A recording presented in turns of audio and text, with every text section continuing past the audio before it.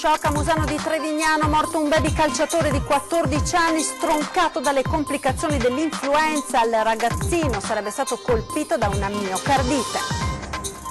Guasto ad una stufetta elettrica causa un incendio nella notte in una palazzina di 9 appartamenti a Santa Maria del Rovere. Tutti evacuati, in 12 finiscono al pronto soccorso dopo aver inalato fumo.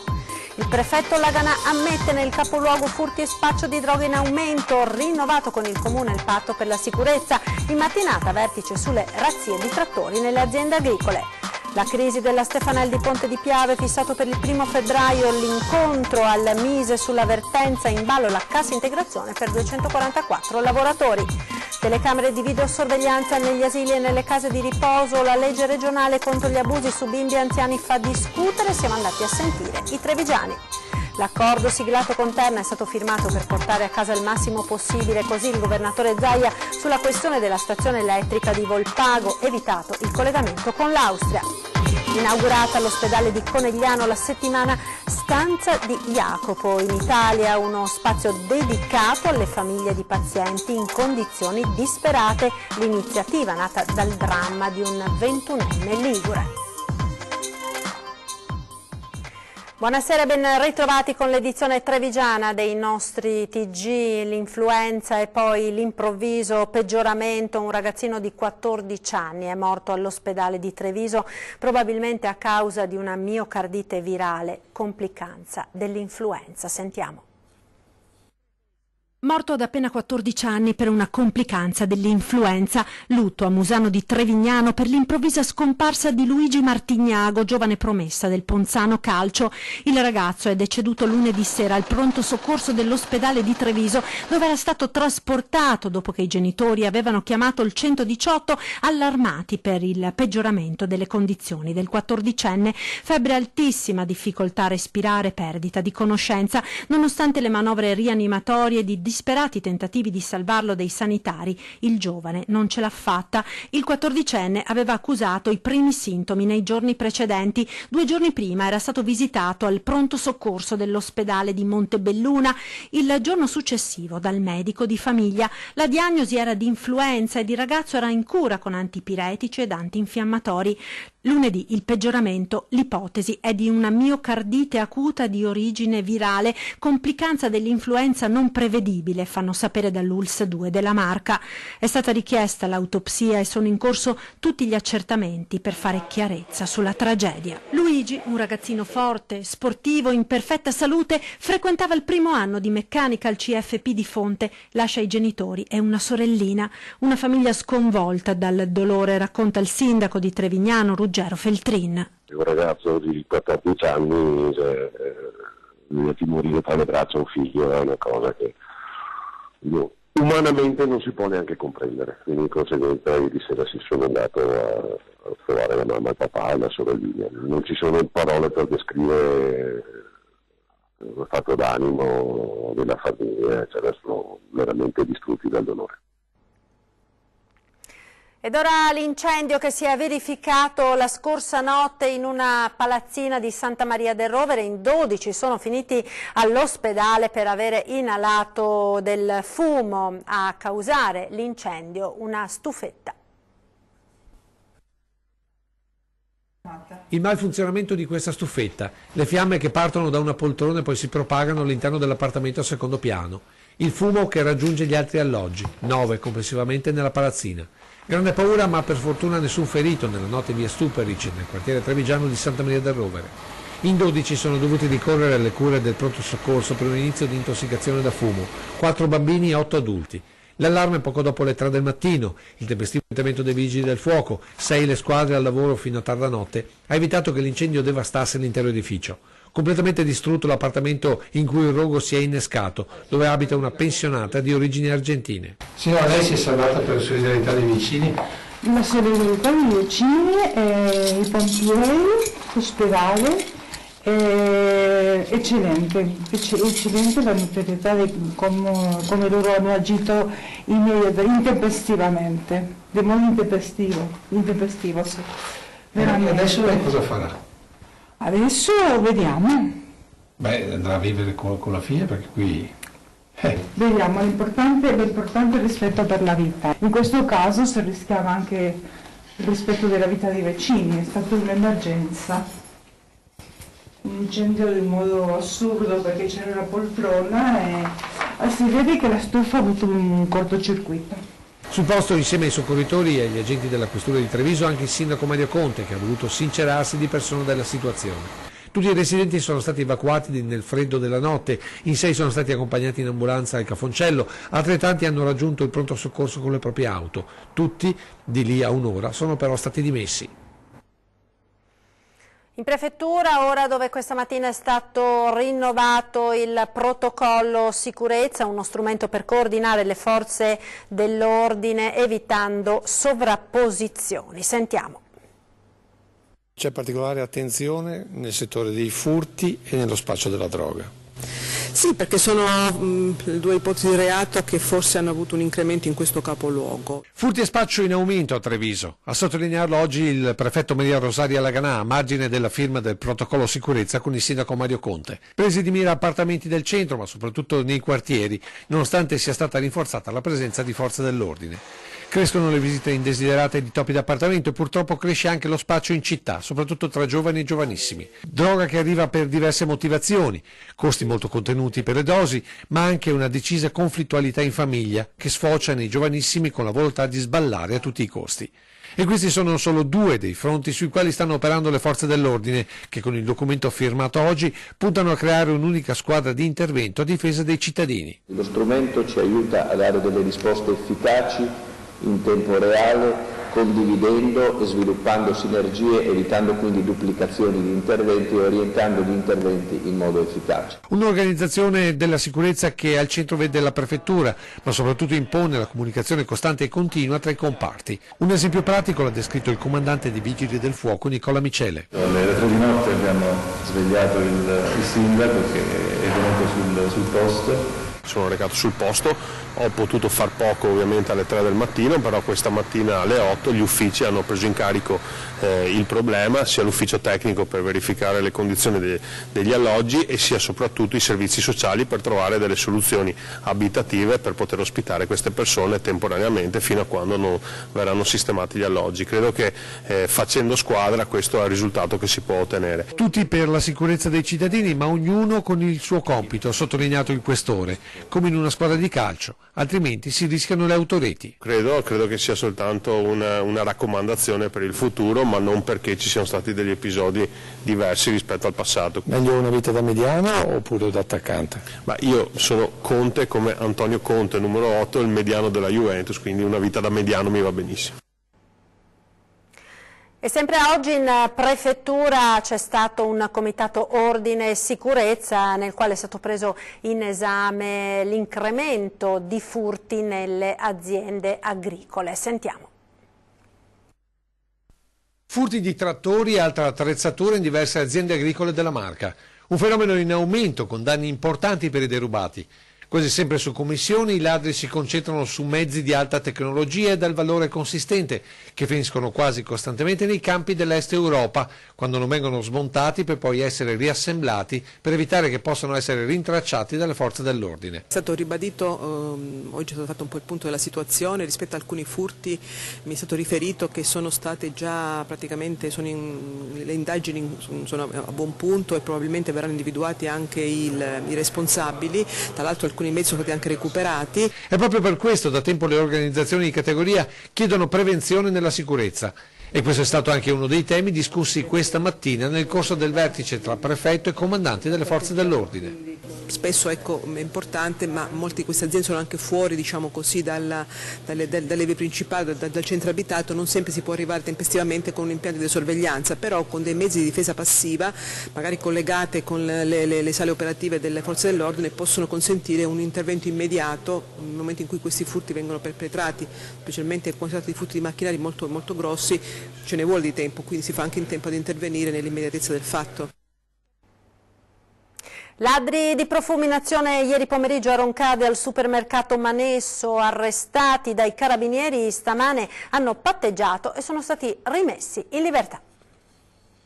Armati di tronchesino e fogli di carta stagnola per rimuovere ed occultare il sistema antitaccheggio, hanno rubato al supermercato Manesso di Roncade 19 confezioni di profumo per un valore di circa €1.000.000. Poi sono scappati. A fermarli ieri sera verso le 18 i carabinieri che li hanno intercettati in via Belvedere a bordo di un'auto. Erano in 3, uno è riuscito a scappare dileguandosi nella campagna, gli altri 2 sono stati bloccati ed arrestati. Si tratta di una donna veneziana di 28 anni ed un moldavo di 24. Questa mattina davanti al giudice hanno patteggiato 2 mesi lei, 4 mesi lui, entrambi sono stati scarcerati. Il complice, che era riuscito a fuggire, è stato poi identificato. È un marocchino di 28 anni che doveva trovarsi agli arresti domiciliari a San Donà di Piave. L'uomo è stato quindi denunciato, oltre che per il furto, anche per l'evasione. E torniamo sul caso dello spacciatore nigeriano arrestato dalla polizia locale di Treviso, che aveva mandato all'ospedale 2 vigili opponendosi appunto all'arresto. Ora il suo difensore, l'avvocato Alessandra Nava, chiederà un accertamento medico per l'assistito, che afferma di essere stato malmenato dai vigili. Secca la replica del presidente del Consiglio Comunale Giancarlo Iannicelli, che propone per i 2 agenti anche un encomio. Sentiamo. La difesa vuol dire quello che vuole, gli compete. Il problema è che io come Presidente del Consiglio Comunale sto proponendo un encomio per gli agenti che hanno arrestato un pericoloso spacciatore che più volte arrestato continua, come dire, a vendere stupefacenti alla cittadinanza. Quindi è un segno di piena fiducia verso gli agenti che invece hanno arrestato un pericoloso spacciatore più volte arrestato e che era in possesso di eroina, quindi di droga anche pesante. In questo arresto sono rimasti feriti gli agenti sono rimasti feriti, quindi è un segno di riconoscimento fermo agli agenti ma a tutto il corpo di polizia, quindi di piena fiducia, che altrimenti siamo alle solite. Compiono arresti, ci rimettono anche fisicamente e poi vengono processati, vengono messi sotto processo. E torniamo a parlare della tragedia che si è consumata ieri sulle piste del Civetta, 2 ore sulla neve prima che qualcuno si accorgesse dell'incidente a Bagnolo di San Pietro di Feletto. C'è sconcerto per la morte del 63enne che ha perso la vita ieri. Da tutti era descritto come uno sciatore esperto e prudente. Morto probabilmente sul colpo, visto il violento impatto con il terreno, ma sarebbe rimasto nella neve per un paio d'ore prima che scattassero i soccorsi. Roberto Callegher, il 63enne di Bagnolo di San Pietro di Feletto, morto ieri sulle piste del comprensorio del Civetta, ad Alleghe. Tecnico in pensione, sposato, padre di 2 figlie, ieri mattina stava scendendo sulla pista Col dei Baldi Pian dei Sec, che da Zoldo va verso Alleghe, quando improvvisamente avrebbe perso il controllo degli sci, finendo fuori pista a forte velocità in un punto in cui l'avvallamento di un piccolo corso d'acqua crea un dislivello che potrebbe essere stato fatale a Callegher. Lo sfortunato sciatore ha fatto un volo di 6 metri a cui nessuno però ha assistito. Solo un paio d'ore dopo, verso le 12:40, dei giovani che passavano di là hanno notato gli sci e quindi il corpo sulla neve, allertando i soccorritori. Il 63enne era già morto. Specializzato in montaggi di macchinari industriali, professione che lo aveva portato a girare il mondo, era in pensione e aveva più tempo per coltivare le sue passioni, sci e bicicletta. Uno sportivo, dunque, sempre prudente, lo descrivono i conoscenti. Si tratta del secondo incidente sulla neve in pochi giorni che coinvolge un trevigiano, l'altro domenica mattina a Piancavallo, con un bambino di 9 anni rimasto ferito. Ampiamente annunciata, alla fine è arrivata spolverando di bianco città e campagne. Una debole nevicata ha interessato la Marca durante la notte e la mattinata di oggi.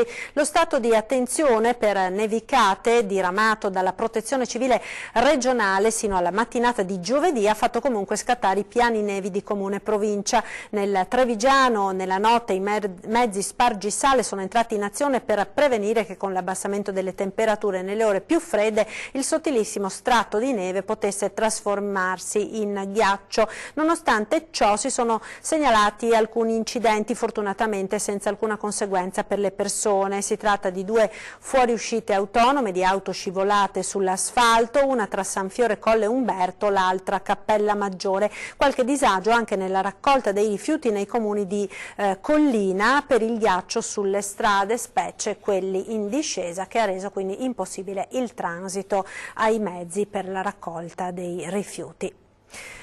Torniamo a Volpago del Montello. L'accordo siglato con Terna sulla stazione è stato firmato per portare a casa il massimo possibile. Il governatore Luca Zaia interviene per rispondere al malcontento dei cittadini di Volpago appunto sulla questione della stazione elettrica. Sentiamo.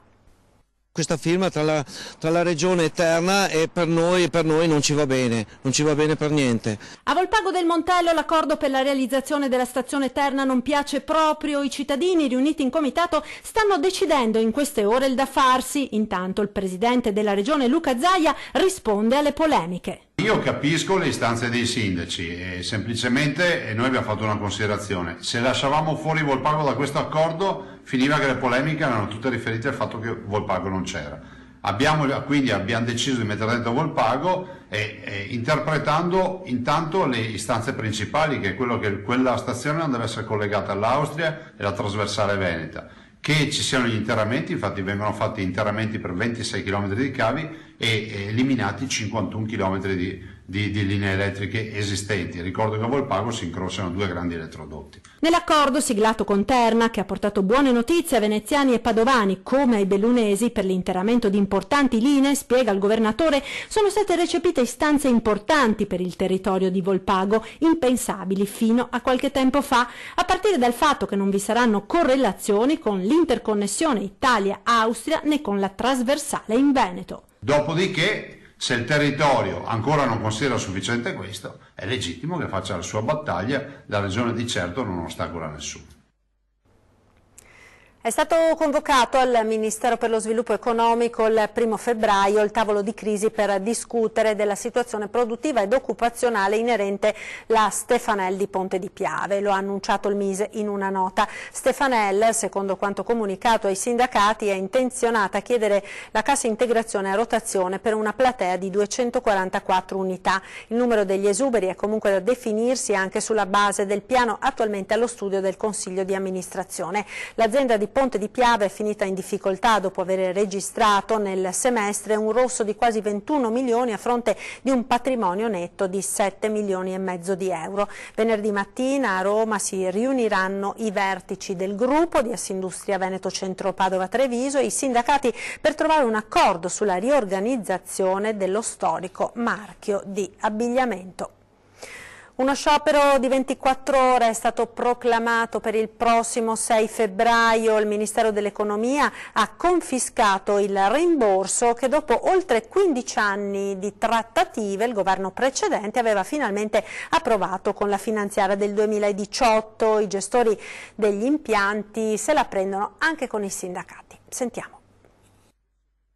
I benzinai della Marca sono sul piede di guerra. Con una lettera congiunta i sindacati dei gestori degli impianti hanno proclamato lo sciopero nazionale per la giornata di mercoledì 6 febbraio. A scatenare la protesta degli addetti ai distributori di carburante è la revoca da rimborso del credito d'imposta a favore dei gestori, nonostante sia riconosciuto il maggiore livello di commissioni bancarie collegate al pagamento del carburante con le carte di credito. Secondo i sindacati, il Ministero dell'Economia ha confiscato, dopo oltre 15 anni di trattative, il rimborso che il governo precedente aveva finalmente approvato con la finanziaria 2018. Difficoltà e promesse non mantenute che innervosiscono da tempo gli addetti ai lavori, un malumore in crescita anche nei confronti dei sindacati. Siamo notevolmente arrabbiati per questo problema della fattura elettronica, ma lo siamo arrabbiati soprattutto con chi a Roma, che dovrebbe rappresentare i gestori, ha creato questo disastro dal punto di vista economico. La situazione è sempre più pesante per gli addetti ai distributori, i costi sono troppo elevati e la burocrazia è diventata insostenibile. È inutile che se la prendono con una norma che il governo sta applicando concordata con loro. Dovevano prima di tutto evitare la fattura elettronica Secondo, trovare il modo di avere il totale rimborso del costo, perché è inaccettabile che il gestore si deve trovare a rimetterci soldi per un servizio che non aveva neanche senso farlo. Quindi l'alternativa è una sola: o le compagnie petrolifere vengono incontro ai gestori, o i gestori dovranno in qualche modo scaricare sulla clientela. Pubblicità, ora linea alla regia, restate con noi, tra poco parleremo delle importanti novità sul nuovo corso di Fondazione Cassamarca, tra poco.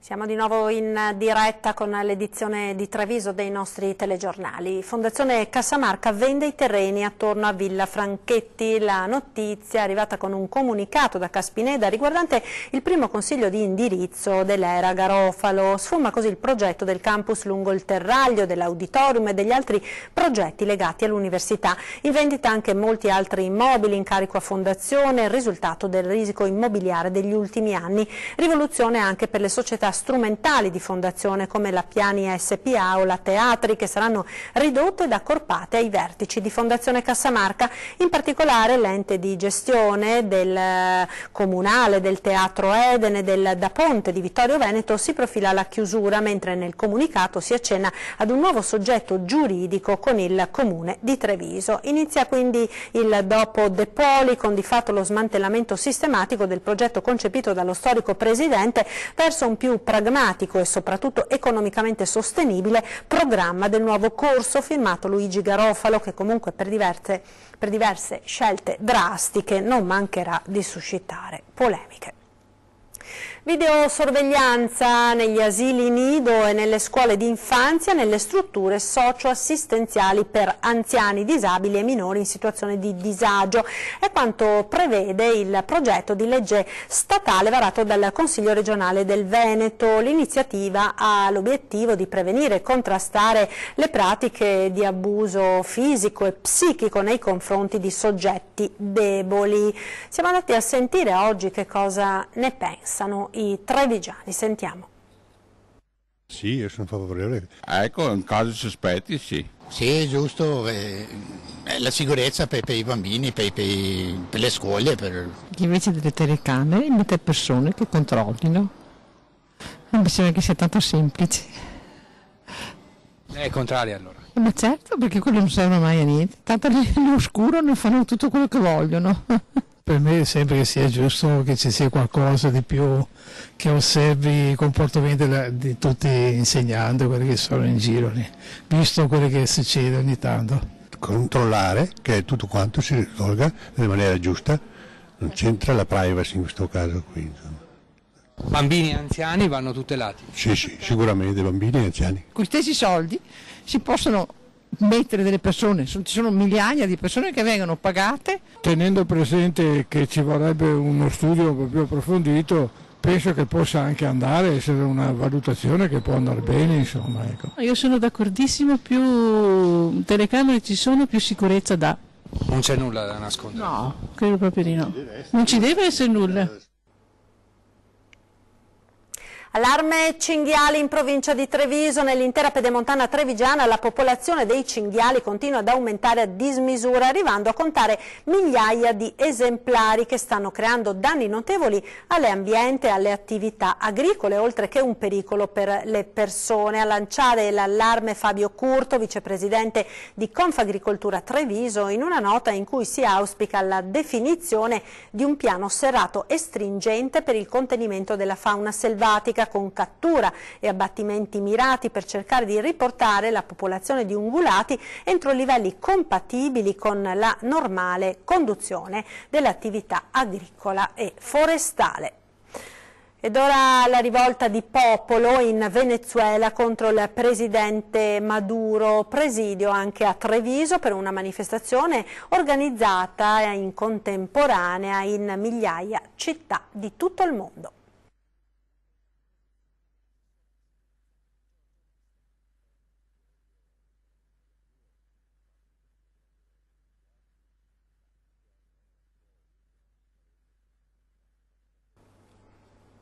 Ecco, c'è un problema tecnico evidentemente su questo servizio, andiamo avanti con il telegiornale.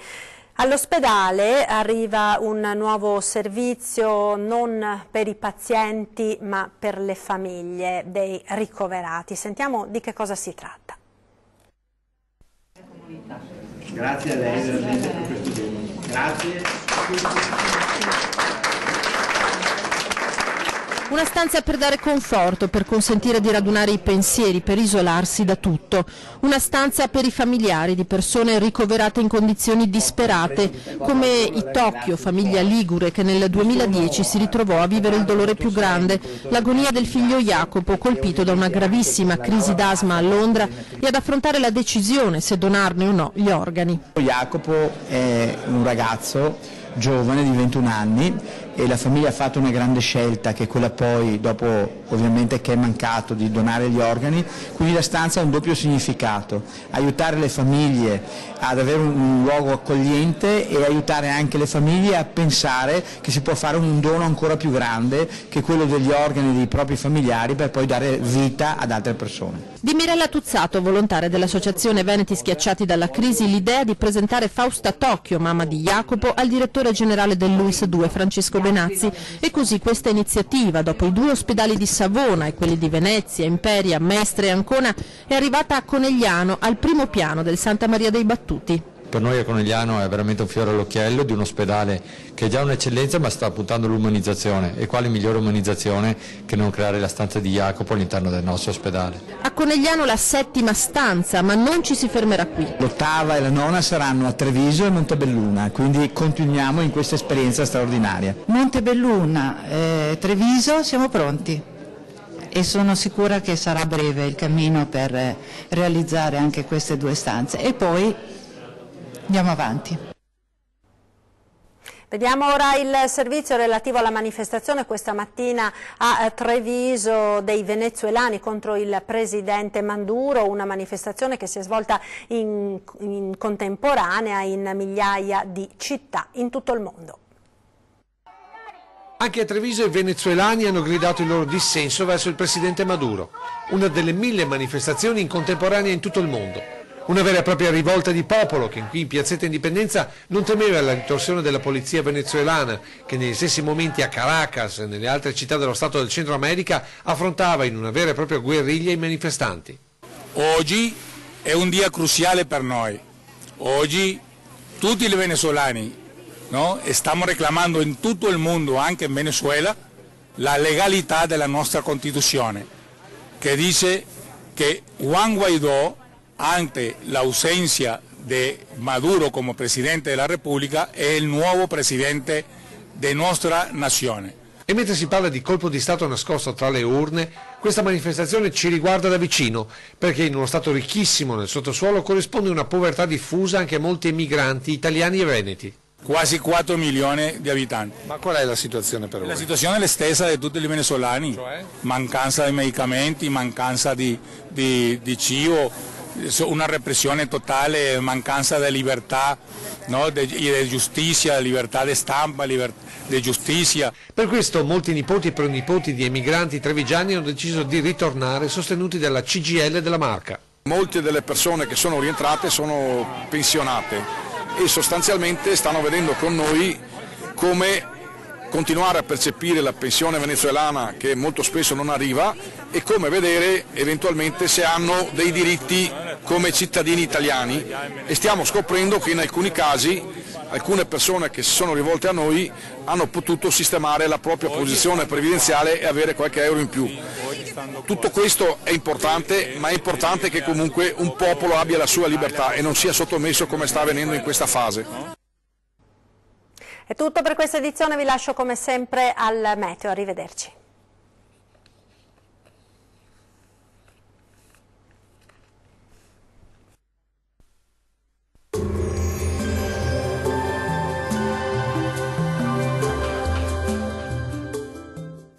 De Fabri presenta Isola Tutto, il kit fai da te per isolare il cassonetto di casa tua da caldo, freddo, spifferi e rumori. Non necessita di opere murarie. Ben ritrovati al meteo, torna il bel tempo sulle nostre regioni, vediamo il dettaglio. Sul Veneto, come ampiamente prevista, la neve delle scorse ore è arrivata ed ha imbiancato gran parte della regione. Giovedì invece a prevalere sarà un tempo asciutto e stabile con ampio soleggiamento ovunque. Temperature minime comprese tra -3 e 0 gradi, massime tra 3 e 6 gradi. Vediamo ora che tempo farà sul Friuli Venezia Giulia. Poche novità, torna il sole dopo una spruzzata di neve che ha coperto anche alcune località della regione. Il cielo sarà sereno o al massimo poco nuvoloso, non sono attese precipitazioni degne di nota, temperature minime tra -3 e -1 grado, massime oscillante tra 4 e 6 gradi. Vediamo infine la situazione meteorologica del Trentino Alto Adige. La situazione sarà molto simile, infatti avremo condizioni di bel tempo stabile ed anche soleggiato. Non si esclude tuttavia qualche addensamento al pomeriggio sui settori alpini di confine, ma senza conseguenze. Temperature minime comprese tra -5 e -6 gradi, massime tra 8 e 9 gradi. Dal meteo di Antenna 3 è tutto. Arrivederci.